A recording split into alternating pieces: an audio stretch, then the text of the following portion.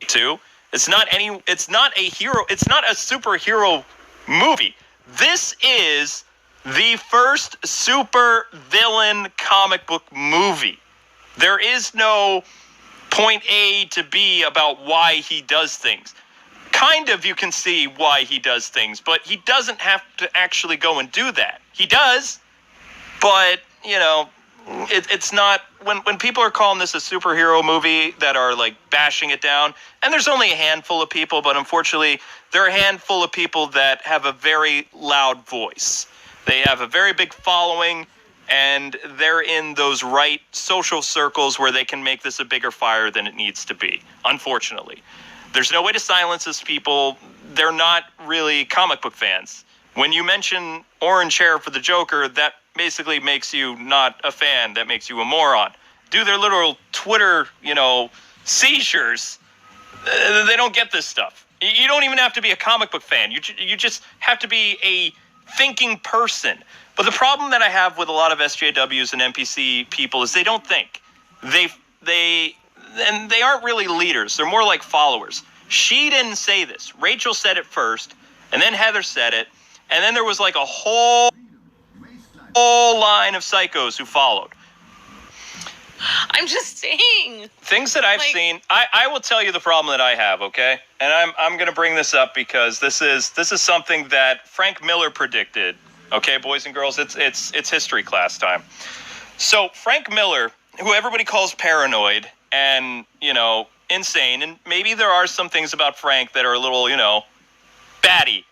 But one thing that he was right about that terrifies me to this day is how out of control he said the media would become, how they would spin things the way that they do.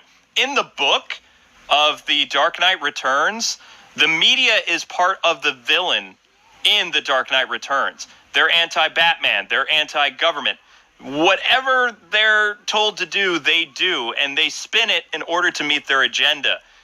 But this was back before we even had news shows where people would not just have the news, they would actually have a program afterwards discussing the news story for the next 60 minutes. When I was a kid, here's the difference, ladies and gentlemen. When I was a kid, news lasted maybe 15 to 20 minutes, and they would go from story to story to story. For the past 25 years, you have had news outlets that make an entire segment out of one snippet of news. They turn into a 60-minute discussion with two sides arguing back and forth. Now, what kind of stuff has happened because of that? I'll tell you, when I was a kid, we didn't have mass shooters all the time. We didn't have people getting, shanked or things blowing up all the time. When the news came on, it was like there's maybe an escaped convict running around New York City or something. Or, there's a bad storm coming, or news at 6. News would last for, half hour, and then they put on Murder, She Wrote or something else.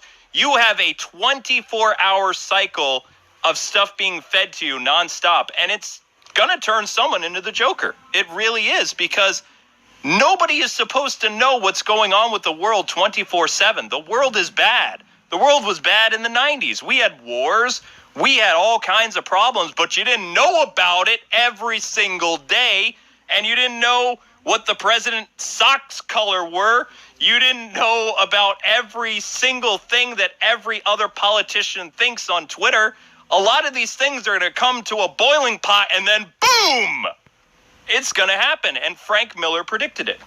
So the problem that people should have is where we have come as a society, and the thing that people hate about Frank is, Frank, the news isn't like that.